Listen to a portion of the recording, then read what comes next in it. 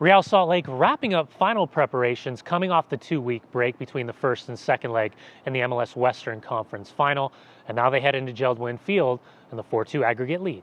From coming into this game with a 3-goal cushion to now a 2-goal cushion, and with a 3-goal cushion you could probably say you can give away a goal and still have a lot of insurance and maybe not lose too much momentum, but with a 2-goal cushion you give away 1 goal and now the momentum's going to be squarely in Portland's favor. So we know that we're going to have to be at our best, and we know there's not going to be any room for error. So from my point of view, I think that could be a good thing.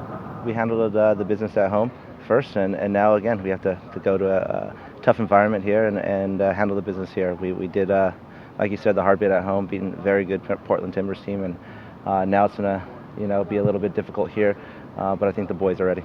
Real Salt Lake undefeated in its last 9 matches against the Portland Timbers, including a pair of draws this season, 3-3 followed up by a 0-0 result at Geldwin Field. And with Real Salt Lake sitting on that 4-2 aggregate lead, the question now becomes, tactically, how do both teams head into the match? I'd be surprised if either team really handles this match any differently than they would if it was 0-0, and any different than any league match that we played against each other. So two teams that are very familiar with each other, two teams that are familiar with the strengths and weaknesses of each other, and now it'll come down to individual player performances.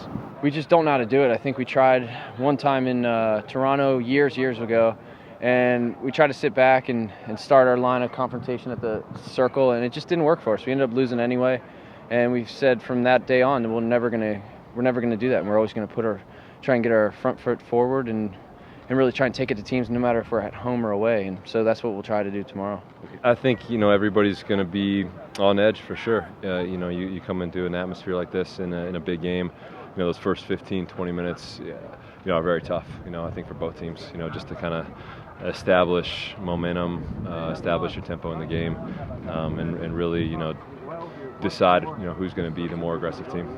The biggest thing is going to be winning second balls, because this beginning of the game is going to be flying 110 miles an hour, and so it'll all be who can pick up the second balls.